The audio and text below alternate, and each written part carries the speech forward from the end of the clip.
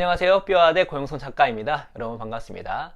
오늘 드디어 그로스 IQ 강의를 시작하게 될 텐데요. 혹시 지금 실망하고 있으신 분 계십니까? 원래 이 강의 신 박사님과 함께 찍기로 했죠? 예, 함께 찍을 겁니다. 그런데 제가 이제 이 책을 강의를 준비하면서 이게 부제가 성공을 위해 10가지 경로잖아요. 10가지 경로를 미리 말씀드리고 그 다음에 케이스 스터디를 하면 좋겠다, 이런 그 계획이 세워져 가지고 제가 처음에 10가지 경로를 설명해 드리는 강의를 한 10강 정도 찍고요. 그 다음에 케이스 스터디가 한 30개 정도 될 텐데 그때 신 박사님과 함께 신나게 강의를 찍어 보도록 하겠습니다. 오늘 첫 번째 강의인데요. 여러분께 오늘 드릴 강의의 제목은 성공을 위한 하나의 방법은 존재하지 않는다 라는 것입니다. 우리가 이제 비즈니스를 할 때, 특히 이제 사업을 할 때, 또 일을 할 때 대전제가 있습니다. 벗어날 수 없는. 그것이 무엇이냐면 끊임없이 성장을 해야 한다입니다. 이 개인하고 좀 다르죠. 개인은 성장을 하면 좋지만 끊임없이 성장하는 것이 대전제일 필요는 없는 거죠. 그렇죠? 그런데 비즈니스는 그렇지 않습니다. 왜 그러냐면은 첫 번째 이유가 비즈니스 상황이, 사회 경제적 상황이 끊임없이 변하기 때문입니다. 그러니까 주변 환경이 계속 변하기 때문에 그냥 안주할 수 없어요. 안주한다는 건 있을 수가 없습니다. 안주하는 순간 도태되기 시작합니다. 제가 여러분 얼마나 시대가 빨리 변하냐면, 제가 지금 이 영상을 아이폰으로 찍고 있어요. 근데 화질이 나쁘지가 않잖아요. 보고 여러분 한 10년, 15년 전에 핸드폰으로, 스마트폰으로 영상을 찍어가지고 이 정도 퀄리티의 화질이 있는 영상을 유튜브에 올릴 생각을 어떻게 했겠습니까? 그 당시엔 유튜브도 뭐 없거나 활성화가 안 됐을 때니까. 그렇죠? 게다가 요즘에 우리가 쇼핑을 할 때 온라인, 특히 모바일 쇼핑 많이 하고 있죠? 불과 10년 전에 어떻게 모바일 쇼핑을 이렇게까지 활성화되게 할 수 있을 것인지에 대한 생각조차 못했잖아요. 그런데 요즘에 쇼핑 어떻게 하죠? 거의 다 모바일로 많이 하고 있잖아요. 이렇게 시대가 빠르게 변화하고 있습니다. 이 변화에 적응하지 않고 이 변화에 대응하지 않는다면 어떻게 하죠? 도태될 수밖에 없어요. 이 상황이 변화하고 따라간다는 것은 무엇이냐? 바로 성장을 한다는 것입니다. 때문에 끊임없이 성장하지 않으면 상황은 계속 변하기 때문에 결국 도태될 수밖에 없어요. 그런데 개인과 다르게, 개인도 성장하면 좋죠. 대신 개인은 성장하지 못한다고 죽지는 않거든요. 비즈니스는 죽을 수도 있습니다. 사라지게 되죠. 두 번째, 끊임없이 성장을 해야 되는 이유는 상시 경쟁 체제이기 때문입니다. 경쟁자가 항상 있어요. 없는 경우는 없습니다. 비즈니스 할 때는 경쟁자가 있기 때문에 내가 좀 잘해도요, 경쟁자가 더 잘하잖아요. 어떻게 되죠? 망할 수가 있습니다. 그래서 상시 무한 경제 체제에 있는 상황이 비즈니스 상황이기 때문에 끊임없이 성장하지 않으면, 더 나아가서 상대 기업보다, 경쟁 기업보다 더 성장하지 않으면 버티기가 쉽지가 않습니다. 그렇기 때문에 비즈니스 할 때 성장은 대전제다.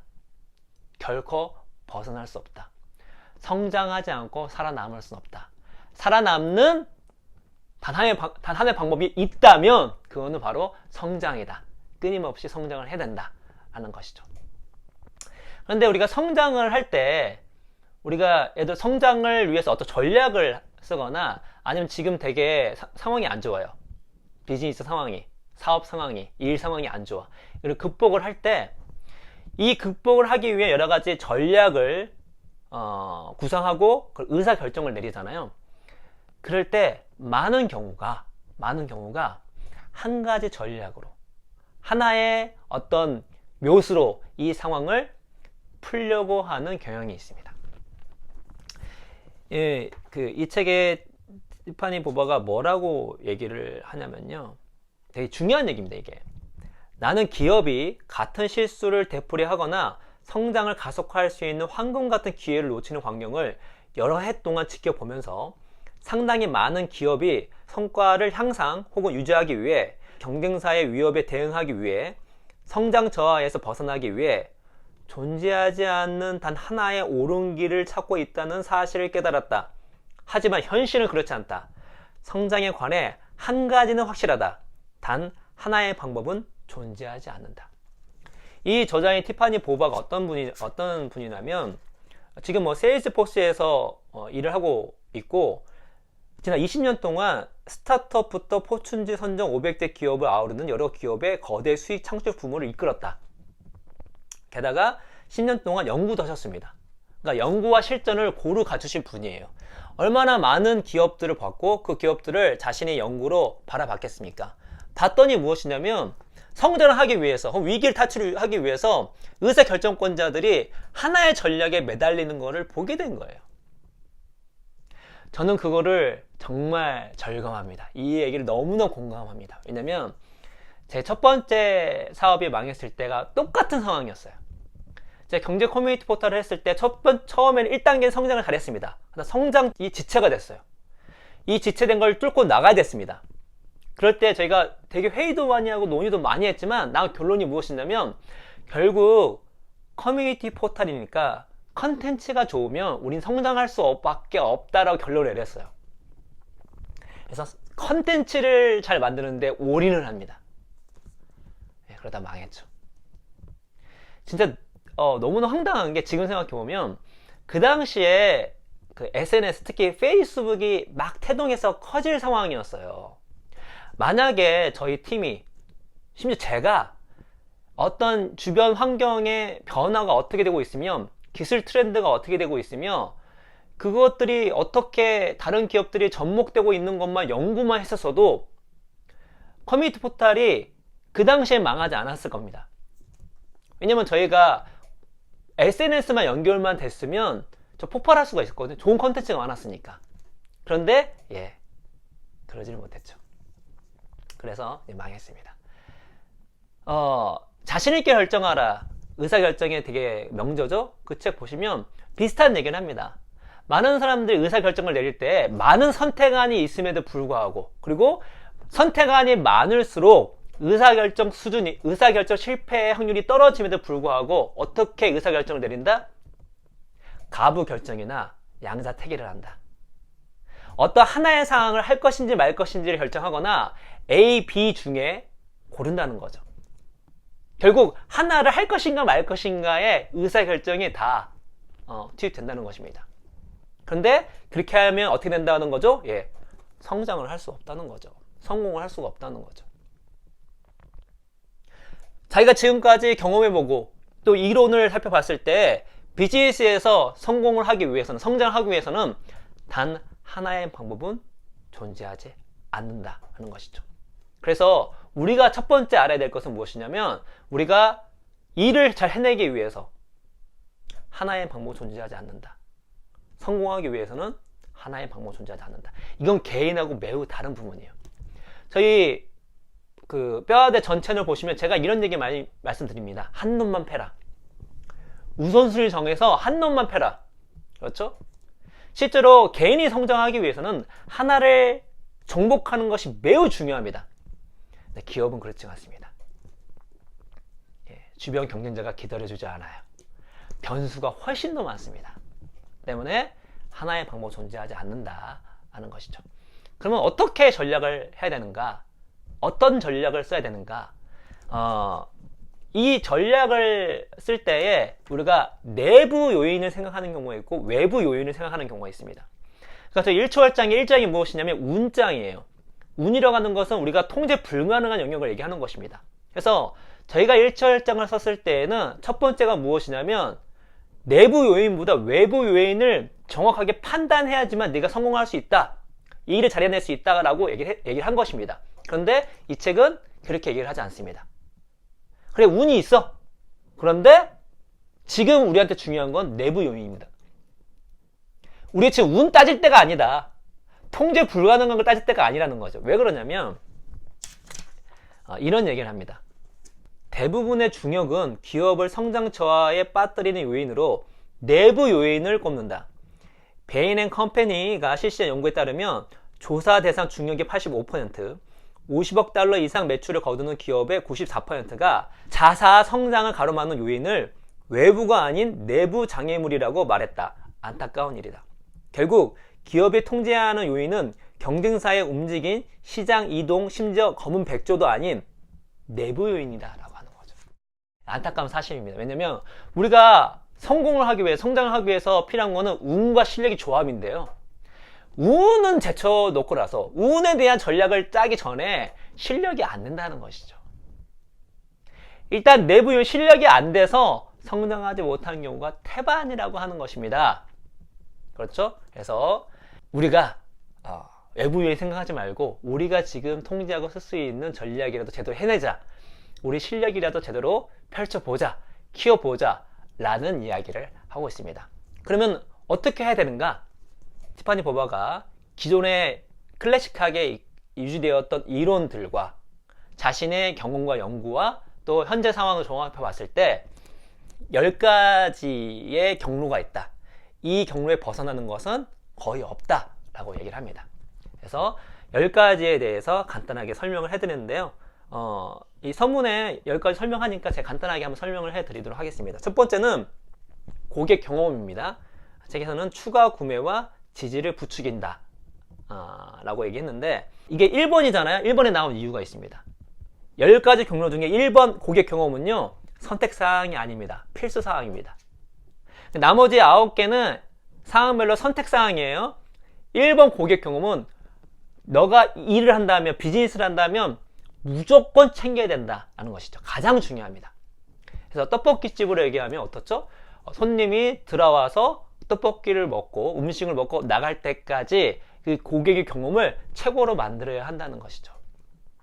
가장 중요합니다. 자, 두 번째는 고객층 침투입니다. 기존 고객에게 기존 제품의 판매량을 늘린다는 것이죠. 그래서 떡볶이집을 얘기하면 단골 손님에게 떡볶이 먹는 양을 늘리거나 아니면 이번에 기존에 있었던 오뎅을 맛보게 하거나 해서 기존 제품을 판매량을 늘리는 방식이 이제 고객층 침투고요. 세 번째는 시장 가속화. 기존 제품으로 새 시장에 진입한다. 떡볶이 가게면 다른 동네에 진출하는 거죠. 혹은 원대한 꿈을 안고 미국 진출을 꿈꾸는 겁니다. 그렇죠? 네 번째, 제품 확장. 신제품을 기존 시장에 판매한다. 요즘 강식당 보니까 짜장 떡볶이 있더라고요. 그래서 짜장 떡볶이 딱 대령하는 거죠. 5번, 고객 제품 다각화. 신제품을 새 고객에게 판매한다. 새롭게 선보이는 짜장 떡볶이를 기존 고객의 단골이 아니라 새로운 고객한테 선보이는 걸 얘기하는 것입니다. 판매 최적화는 생산성을 높이기 위해 판매 노력을 능률적으로 기울인다. 그 강식당 보니까 누군가요? 떡볶이 만드는 분이 짜장 떡볶이와 일반 떡볶이를 막 동시에 하더라고요. 그렇죠? 그래서 주문이 왔을 때 그 주문을 순서대로 그냥 따닥 하는 것이 아니라 주방을 최적화 시켜가지고 최대한 동시에 할 수 있게끔 만드는 것도 판매 최적화라는 거죠. 아니면 떡볶이의 세트를 만들어가지고 고객이 돈을 더 쓰게 만드는 거. 대신 두 개를 단품으로 했을 때는 더 비싸지만 더 싸니까 뭐 고객도 좋고 판매하는 사람도 좋을 수가 있겠죠. 이런 걸 얘기하고 있는 것입니다. 7번은 고객 이탈 최소화, 고객 유지율을 높인다라는 것이죠. 갑자기 떡볶이 경쟁사가 출연을 했어요. 봤더니 거기에 신제품이 있거나 아니면 같은 제품이 더 맛있거나 혹은 우리보다 싸요. 그럼 고객이 이탈될 수 있겠죠? 이거를 막기 위해서 최선을 다하는 것입니다. 8번째, 제휴관계. 제3자 동맹, 채널, 생태계를 활용한다. 원래 이제 노상에만 그 떡볶이 팔다가 아니면 마트 같은데 어떤 건물에 딱 들어가는 거죠. 예를 들어서. 자, 9번째, 협조적 경쟁. 시장이나 업계 경쟁사와 협력한다. 떡볶이 가게인데 경쟁사가 있었어요. 경쟁 가게가 있었습니다. 근데 뭐 우연찮게 둘이 만나게 됐어요. 들어보니까 이분은 녹차에 대해서 좀 잘 알고 있어요. 나는 호두에 대해서 잘 알고 있어. 근데 얘기하다 보니까 어떻죠? 녹차 호두 떡볶이를 만들면 대박이 나올 것 같은 거예요. 그래서 이건 같이 개발하자. 그래가지고 녹차 호두 떡볶이를 만들어가지고 어떻게 하죠? 같이 파는 것입니다. 자, 10번째, 비인습적 전략. 현재 사고를 파괴한다. 일반 떡볶이 가게엔 상상도 못한 일을 하는 거죠. 예를 들어본다면 손님이 떡볶이를 먹고 있는데 딱 돌 같은 게 씹히는 거예요. 그럼 어떻게 어떻게 되겠죠? 기분이 나쁘겠죠? 이게 뭐야? 돌이야? 봤더니 황금인 거야. 황금이야. 그러면 어떻게 되죠? 축하드립니다. 예, 떡볶이를 드시다가 황금에 당첨되셨습니다. 그거 그대로 가져가셔도 됩니다. 예를 들어서 그럴 일은 없겠지만 이렇게 현재 사고를 파괴하는 이런 거를 비인습적 전략이라고 합니다. 10가지인데요. 앞으로 우리가 10가지에 대해서 자세히 알아보고 그리고 케이스 스터디를 할 건데 제가 이 서문이 따로 강의해 드리고 여기 서문이 이 책에서 매우 중요합니다. 책을 보면은 서문이 중요한 책들이 있어요. 이 책도 중요하고요. 안티프레질 이 책도 서문이 제일 중요합니다. 서문이 중요한데 왜 중요하냐? 여기에 그야말로 이 책에 쓴 저자의 통찰이 다 들어가 있습니다. 저자가 이렇게 얘기합니다. 성공 가능성을 결정하는 요인은 기업이 선택한 성장 전략이 아니라 전략을 배치하는 맥락과 계획의 결합과 순서이다. 이게 제일 중요해요. 지금 10가지가 있는데 우리가 하나의 방법을 성공할 수 없다. 10가지를 제시해 줬어요. 근데 단순히 10가지를 아는 것만으로는 성장할 수 없다는 거죠. 더 중요한 게 무엇이냐면 3가지를 고려해서 성장 경로를 선택해야 한다는 것이죠. 첫 번째 뭐예요? 맥락. 두 번째 결합. 세 번째 순서입니다. 이게 영어 원서로 보면은 맥락은 컨텍스트라 나오고요. 결합은 컨비네이션 나오고 순서는 시퀀스라 나오는데 CCS 좀 이상하잖아요. 좀 바꿔봤습니다. 그래서 순서 시퀀스를 약간 콩글리시로 카운트로 바꿔봤어요. 그러면 3C가 될 수 있겠죠? 3C가 중요하다는 거죠. 첫 번째 뭐야? 컨텍스트, 맥락이 중요하고 두 번째 컨비네이션, 결합이 중요하고 세 번째 카운트, 순서가 중요하다는 것이죠. 다시 말해서 이 10가지 성장 전략을 땄을 때에 너의 맥락을 고려해서 활용할 줄 알아야 한다는 것이죠. 맥락이라는 것은 무엇이죠? 내 외적으로 처한 상황입니다. 비즈니스 상황, 사회 경제적 상황, 기술 어떤 트렌드 상황, 우리 내부의 어떤 멤버의 구성, 조직 문화, 우리의 자금 현황 등 그 모든 걸 총괄하는 거예요. 왜냐하면 모든 상황이 모든 맥락이 다 다릅니다. 저와 여러분의 맥락이 달라요. 떡볶이집이라 하더라도 2개 비슷한 걸 팔지만 맥락은 다릅니다. 위치도 다르고 음식을 하는 사람도 다르기 때문에 그 맥락을 제대로 파악한 상태에서 성장 경로를 활용할 줄 알아야 한다는 것이죠. 그렇지 않으면 도루묵입니다. 그래서 맥락을 파악해야 된다. 그래서 1초월장에 5가지 사고법, 일을 잘하기 위한 5가지 사고법 하나가 뭐죠? 맥락적 사고죠. 맥락적 사고. 또 저희가 지식의 탐색과 지식의 심화를 얘기하잖아요. 지식의 탐색은 우리가 무언가를 공부를 하는 겁니다. 지식의 심화는 이걸 적용을 하는 거예요. 그럴 때 어떻게 적용할 수가 있을까요? 맥락을 이해하지 못하면 적용을 못하는 겁니다. 그러니까 매우 중요합니다. 근데 맥락을 알았어요. 그 다음에 중요한 게 무엇이다? 단 하나의 방법은 존재하지 않는다 그랬죠? 결합이 중요합니다. 컨비네이션. 이 10개를 어떻게 결합할 것인지가 매우 중요합니다. 우리 맥락을 이해하고 10개를 조합을 하는 거죠. 예를 들어서 고객 경험은 필수니까 고객 경험과 시장 가속화, 고객 경험과 판매 최적화와 제휴 관계와 그 다음에 비인습적 전략 다 같이 결합하는 거죠. 이렇게 결합을 해서 컨비네이션으로 들어가야 된다 하는 것이죠. 근데 컨비네이션만으로도 한계가 있다는 거죠. 어떻게 된다? 순서가 중요하다는 것이죠.